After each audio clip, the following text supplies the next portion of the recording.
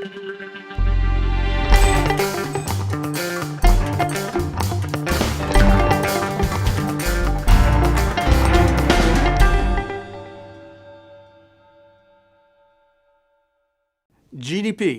It's a big number, and it encompasses a lot of activity, from consumers buying bread, to a business buying computers, to the government buying a tank.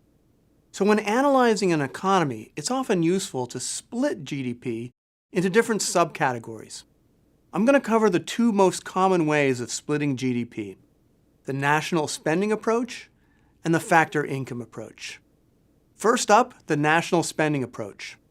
This takes all the goods and services that go into GDP and splits them into consumption, goods and services like cakes and massages bought by consumers, investment, goods and services like computers or tractors usually bought by businesses, and government purchases, which includes consumption goods like paper and pens, and also investment goods like tanks and computers, which are bought by governments.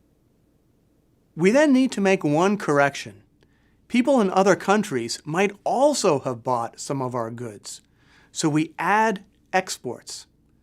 On the other hand, some of what we've counted already, some of what was bought by U.S. consumers, businesses, or governments, was purchased from abroad, imports. Imports don't add to our GDP, so we want to subtract imports.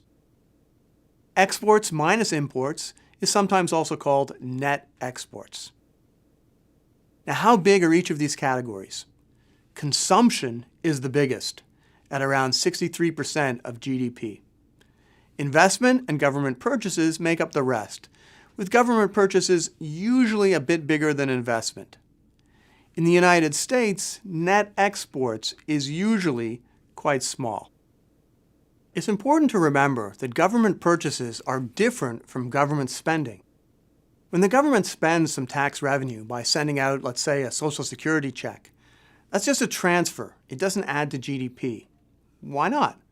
Well, when the Social Security recipient gets the check and spends it on goods and services, that does add to GDP. So we don't want to double count. So remember, government purchases are just the money spent directly by government on goods and services. So why are we doing all this? Economists find it useful to split GDP in this way because the forces that determine consumption, investment, and government purchases, they're very different. And if GDP falls, we may be interested in knowing, was that caused by a fall in consumption? Or was it a fall in investment or government purchases? If we want to combat a recession, we also have different tools for increasing consumption, investment, or government purchases. We'll be looking more about those tools in future videos. The second way of measuring GDP is called the factor income approach. And it measures GDP by adding up employee compensation, rent, interest, and profit. Now, this may seem a little bit odd. Didn't we define GDP as the market value of goods and services? How can we measure it by looking at incomes? The reason is that when a consumer spends money on final goods and services, that money ultimately is received by someone, namely by workers, landlords, lenders, and entrepreneurs.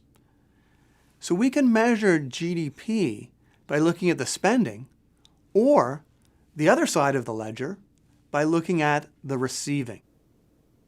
Now in practice, there are some tricky accounting issues, such as what to do about sales taxes, but we're going to leave that to the accountants.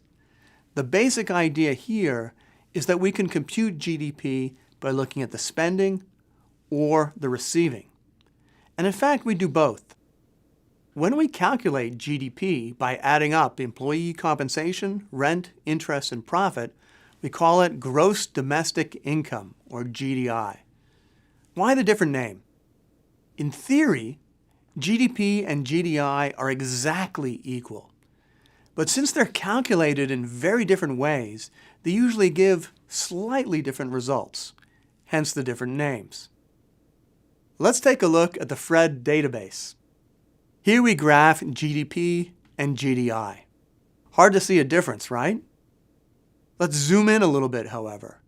We can now see that they're not perfectly identical.